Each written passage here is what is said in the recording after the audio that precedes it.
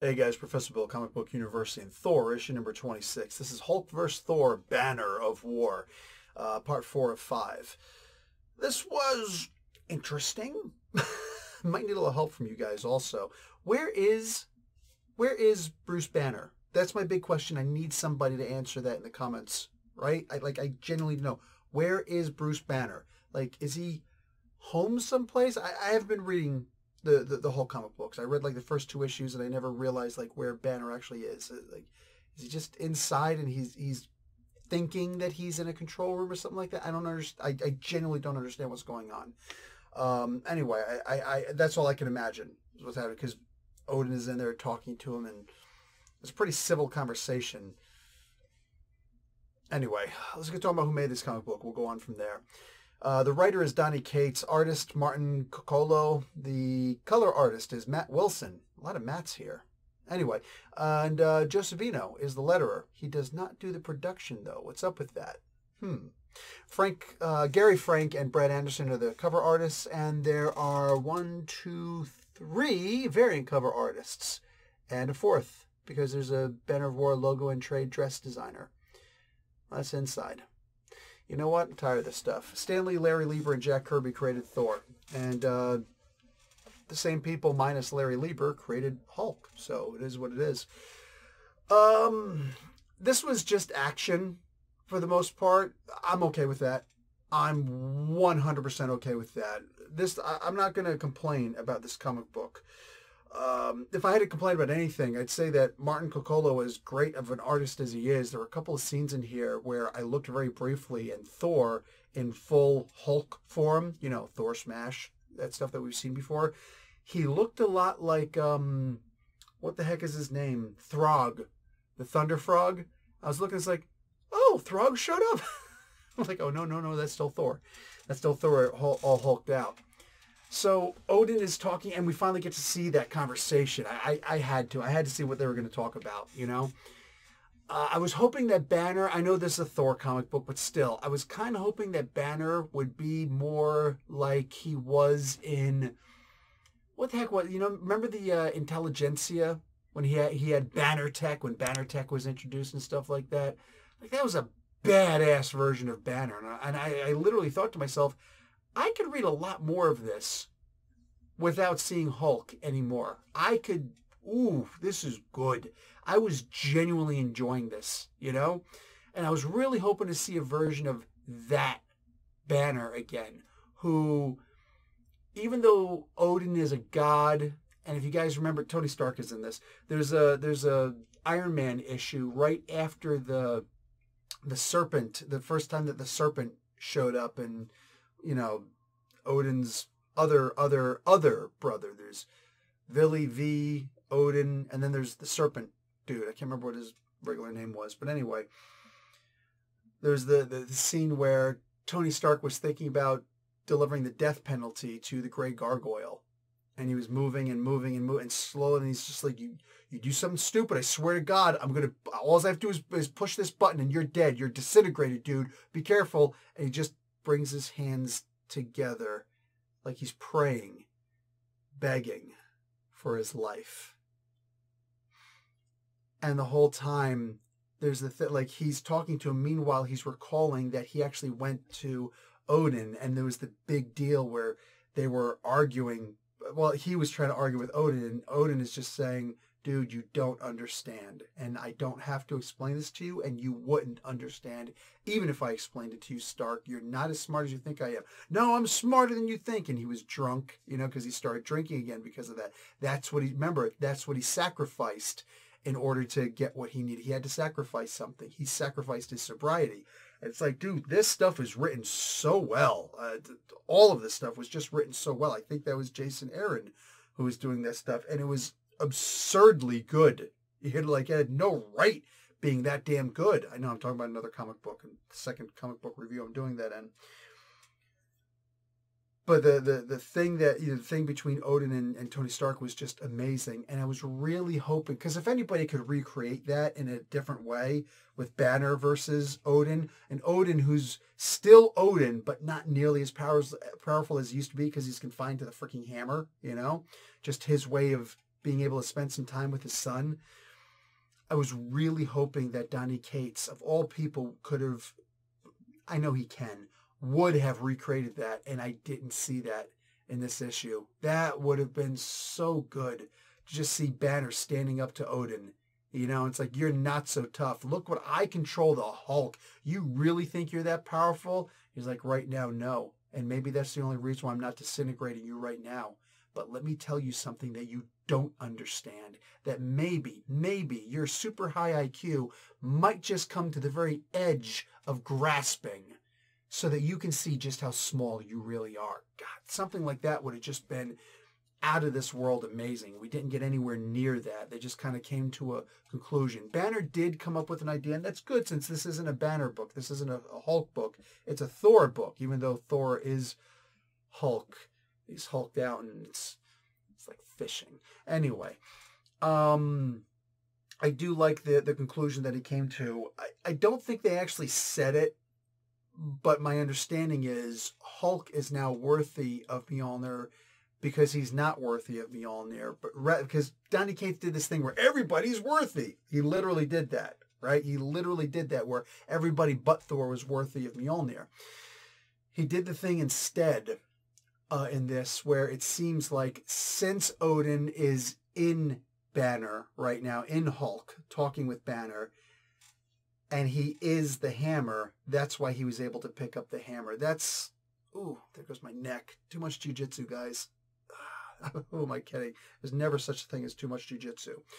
But anyway, I think that's the reason why he was able to wield the hammer. It's only because the hammer is technically wielding the hammer. So anyway, I thought it was pretty good. I liked that. I thought that was pretty fun.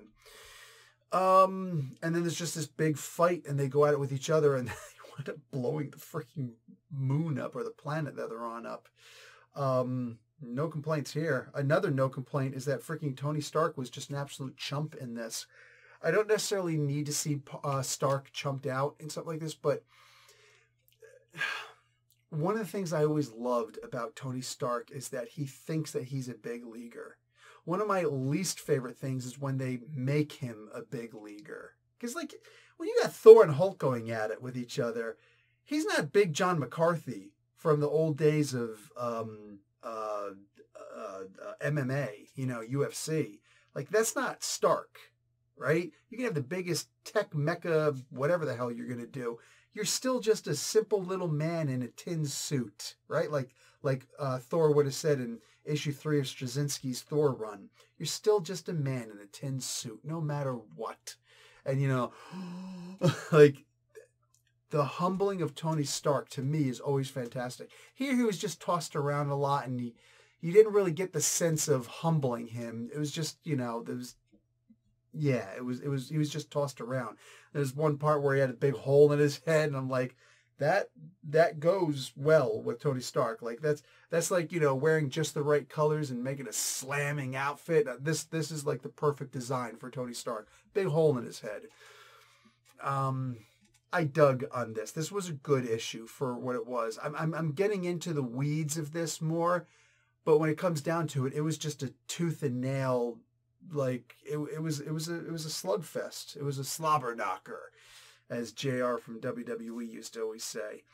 That's all this was, and it was great.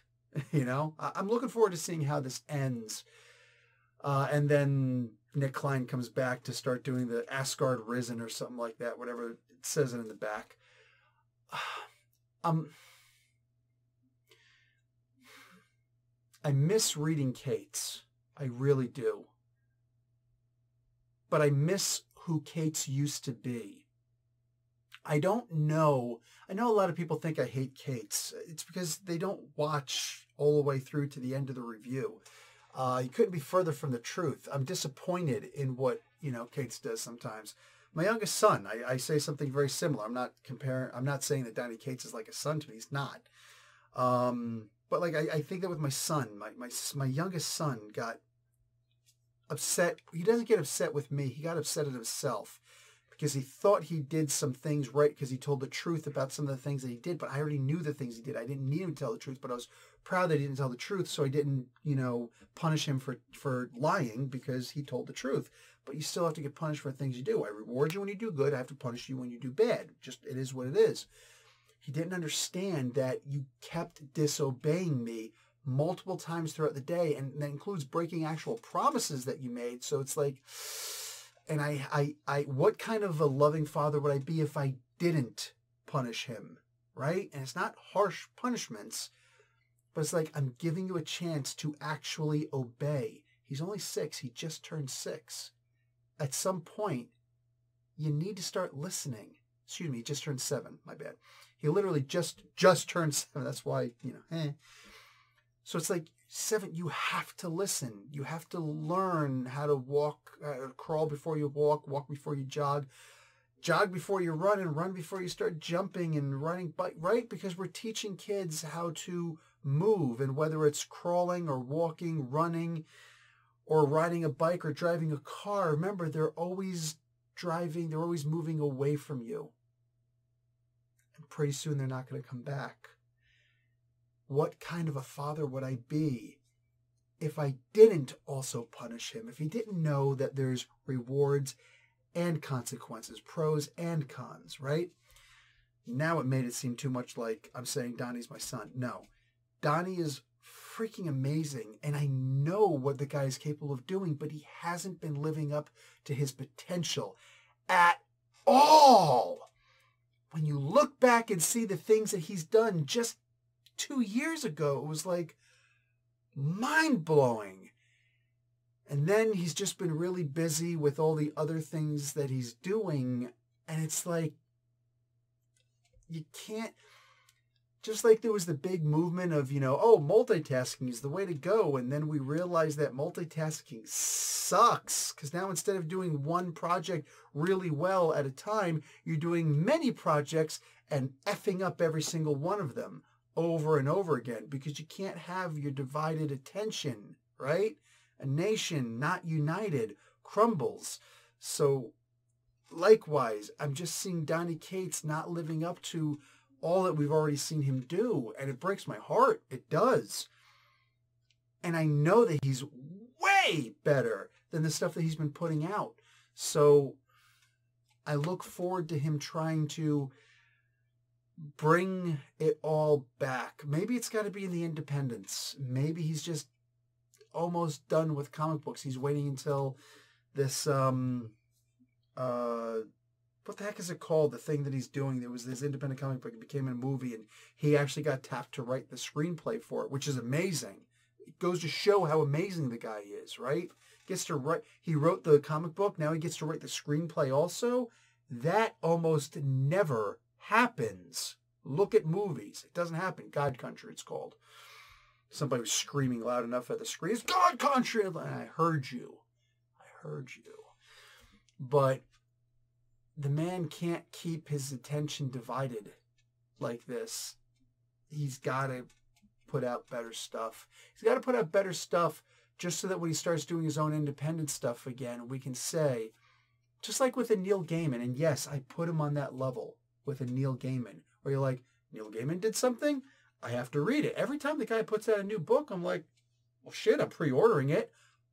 Why wouldn't I? Right? It's Neil freaking Gaiman. I used to say that about Donnie Cates. Now I'm like, let me give a break. Maybe he'll recover. This was more action than anything else, and it's Donnie's ability to know the pacing and when it's time to let the action speak louder than the words, when to let the artist, and especially with Stegman, he's done this, but he's doing this well here also with, was it Cocolo? Was it Cocolo? Who's doing this with? Yes, Cocolo. What do you call it? He's always good with knowing when to let the artist tell the story, and he's just, make something like this happen, right? He's always good with that. So he hasn't lost it all. He's still Donnie freaking Cates. I would just like this. I would like him to make an appearance again. Maybe it's just me. Anyway, guys, that's going to be it. Like the video, watch an ad, and I think that's going to be it for me this week. Maybe I'll try and put something else out there because, hey. Anyway, talk to you later. Professor Bill, Comic Book University. Class dismissed.